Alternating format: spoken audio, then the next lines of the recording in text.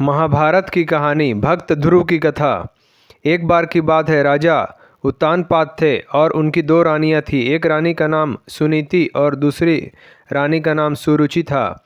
सुनीति बड़ी रानी और सुरुचि छोटी रानी थी।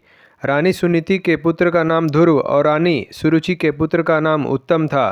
राजा उत्तानपाद का रुझान छोटी रानी सुरुचि की तरफ ज़्यादा था, क्योंकि वो दिखने में काफ़ी सुंदर थी। लेकिन रानी सुरुचि अपनी सुंदरता पर काफ़ी घमंड करती थी।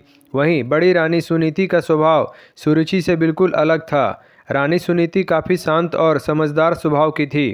राजा का सुरुचि के तरफ अधिक प्रेम देखते हुए रानी सुनीति दुखी रहती थी, इसलिए वह अपना ज़्यादा से ज़्यादा वक्त भगवान की पूजा अर्चना करते हुए बिताती थी।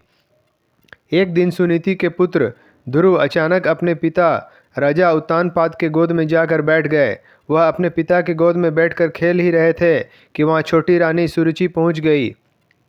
राजा के गोद में ध्रुव को बैठे देखकर रानी सुरुचि को गुस्सा आ गया।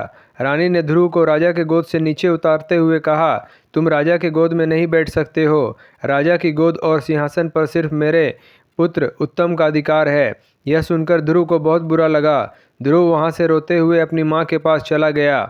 ध्रुव को रोता देख माँ काफ़ी चिंतित हो गई और ध्रुव से उसके रोने का कारण पूछा। ध्रुव ने रोते हुए सारी बात बताई। ध्रुव की बात सुनकर माँ के आंखों में भी आंसू आ गए। ध्रुव को चुप कराते हुए सुनीति ने कहा, भगवान की आराधना में बहुत शक्ति है। अगर सच्चे मन से आराधना की जाए तो भगवान से तुम्हें पिता की गोद और सिंहासन दोनों मिल सकते हैं। माँ की बात सुनकर ध्रुव ने निर्णय लिया कि वह सच्चे मन से भगवान की आराधना करेंगे।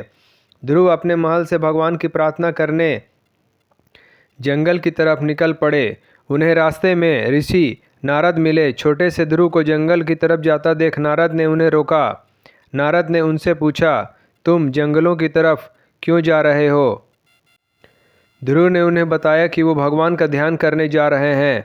ध्रुव की बात सुनकर नारद ने उन्हें समझाकर राजमहल वापस भेजने की कोशिश की, लेकिन ध्रुव ने उनकी एक बात न सुनी।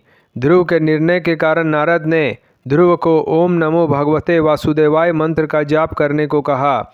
इसके बाद ध्रुव जंगल में जाकर इस मंत्र का जाप करने लगे। उधर नारद ने महाराज उत्तानपाद को ध्रुव के बारे में बताया। बेटे के बारे में सुनकर महाराज का मन चिंतित हो गया।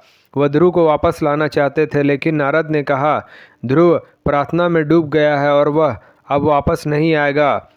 उधर ध्रुव कठोर तपस्या में लगे रहे। कई दिन और महीने गुजर गए, लेकिन ध्रुव प्रार्थना करते रहे।